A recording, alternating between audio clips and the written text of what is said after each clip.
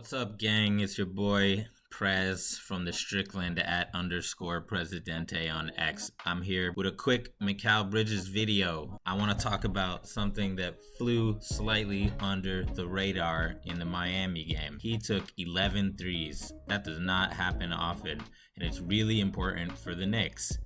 As you know, the Knicks haven't shot enough threes. They've been winning because they still get good shots inside the arc because they got bucket getters like Jalen Brunson and Karl-Anthony Towns. But to bang with the Bostons of the league in the playoffs, you're going to have to put up threes. And a lot of Knicks fans were left wondering after the first couple games, why aren't we shooting enough threes? Well, one of the things I was worried about early on in the season was who is going to be a chuck for this team. And normally people talk about chucking like it's a bad thing, but in the modern NBA, you got to have people who are just willing to shoot that thing. Dante did it for us last year. 15 threes per 100 possessions, made a high percentage of them. 15 threes per 100 possessions is a crazy rate. Only Steph goes higher than that for the most part. And Towns will get up some threes, but I was left wondering who among Hart, OG, and Mikal would put up threes, because while all of those guys shoot threes, none of them have shot a ton of them, which is why I was a little worried about where the three-point volume was going to come from after Cat, Brunson, and Deuce. But Mikal may have put those worries to sleep in this Miami game. So before I get into the footage, charts, just exactly what you people always ask me for. That was sarcasm, but let me explain what's here. This is from B-Ball Index. The first one, the text is cut off, but it says 3-point versatility percentile. So basically, compared to other players who don't suck, how versatile is Mikal Bridges' three-point shooting? And you'll see early in his career with Phoenix, when he was a role player playing off of Booker and Chris Paul, he wasn't the most versatile shooter. He was taking mostly short corner threes. For these first two seasons, he actually had the lowest average shot distance in the league, which is why that's this second chart, which is shot distance. And you see among the entire NBA, all these dots are players, this guy was at the bottom because he only shot threes from the corner. And then you look at what happened in Brooklyn, and you'll see all of a sudden his shot distance went way up and his versatility began to go way up because he started shooting not just catch and shoot from the corner, but on ball, pick and roll pull-ups, ISO pull-ups, transition pull-ups, and just, evolving his three-point game a little bit. You'll see so far, this is early on, small sample size with the Knicks. He's still taking mostly corner threes. That's why this is so low. But the shot versatility has gone up, and I want you to put a pin in that for a second. This third one is how open he is, the openness rating. You'll see he was, like a lot of role players, open for the majority of his shots, and then as he got to Brooklyn, that thing plummeted when he was the number one option on the bad Brooklyn Nets team with Cam Thomas. So he, has been defended not like a role player. And the last chart here is the ratio of corner threes to above the break threes. A high number means you take mostly corner threes. And you'll see, even in Brooklyn, he still managed to take a lot of corner threes. They were just harder ones, which brings me to the video. He can take more threes for the Knicks, but it can't be like Phoenix, where he's just waiting in the corner. But it can't quite be like Brooklyn either, where he's running an offense and getting high pick and roll. So how can he take more threes on the Knicks? Let's go to the Miami tape. We're going to look at his threes to find out. I'm going to mute this so y'all can hear me talk. First possession, or not first possession, one of the first possessions. You see the touch pass from Towns. This is Phoenix Mikal, who specializes in corner threes, even versus tight contests, because he has a high release. And I'm going to come back to that. Another way to get your three-point rate up is to not only take open threes, but take threes with a hand in your face, because then all of a sudden you just have more opportunities to shoot. Compare that to OG Anunoby, who's great open, but doesn't really take shots that are heavily contested. All right, skip to offense. Brunson bringing it up. Here's another type of three that he didn't take frequently earlier in his career. Transition threes. Filling the lane to the short corner. Catches it. Bong bong.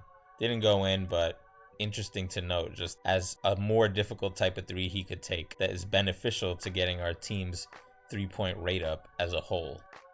Here he's stationed in the corner. Jalen Brunson draws all 5 heat to the paint. You see him lift a little bit from the corner, a little bit higher to catch the pass. That's going to be a theme. Here, shooting against the contest, gonna be a theme again. All right, next 3-point attempt. He's lurking in the corner. You see that? I'm running it back for you. He's in the corner. Bang, bang. Watch him lift and watch Deuce set a flare screen. Boom. This is like a movement three, what I call a baby movement three. It's not quite him sprinting off of a hard screen like Kyle Korver, but he's catching that thing with momentum going to his right, squaring up in the air, and launching that thing. Didn't miss, but a important kind of shot for him, since he's not going to take many off the dribble threes or many 30-foot threes. He has to find other types of hard threes to increase how often he shoots it from deep. All right, let's go to this one. Again, waiting in the weak side. Hart shenanigans, fun times. Crazy pass. This is just classic Mikal, waiting in the corner and hitting versus a contest. Look how high his release is, man. That shit is crazy.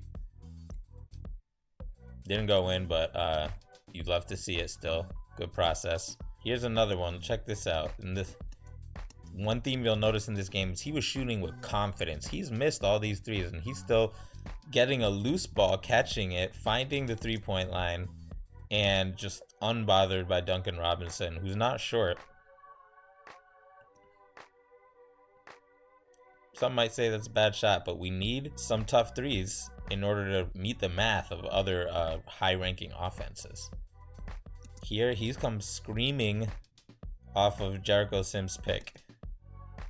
Hard. That's a hard movement three. That's Kyle Korver style. The confidence to take that means he was really feeling himself. And again, he's bricked most of his threes in this game. This was the turning point in the game. New York's down by 10. Couple minutes into the third quarter, Mikal gets the ball in transition. There is 5 Heat and 3 Knicks. 2 Knicks, really. OG's not even up to the 3-point line. And Mikal says, fuck you, I'm going to take this pull-up transition 3. Stop on the dime. With Bam there. That's a sign that somebody's willing to take a lot of threes. So this is an important development. The more threes Mikal takes, the better our offense will be, since, you know, Brunson and Cat can take a lot of threes, but they don't always take a lot of threes. And Hart and OG don't take a ton of threes. Here, this time with Payne at point guard and Deuce. This is in the middle of the Heat zone. Bold move to try to go to a zone versus a team like the Knicks. Hart closes out, does his thing. Bong bong. Here, again, watch him come moving from off the screen. I mean, from off, not off a screen, off the screen. He's not even here yet. And then boom. Catches it with momentum. Tough shot versus defense. All net. Feeling himself. You saw the Selly. He knew the Knicks were going to come back. Now we're in the fourth quarter. Knicks are ahead now. Let's fast forward. Mikal in the corner. Bread and butter. High pick and roll. Swing, swing. Real basic offense. And guess what? The contest doesn't matter to him. Jaquez, 6'9", don't matter. Hold that. Towards the very end of the game, fast forward, running the clock down. Hart doing his thing. You see Bridges lift and OG, they both lift at the same time. Harrow's there, doesn't matter to him. Contest, doesn't matter to him. Shooting not in the corner, doesn't matter to him.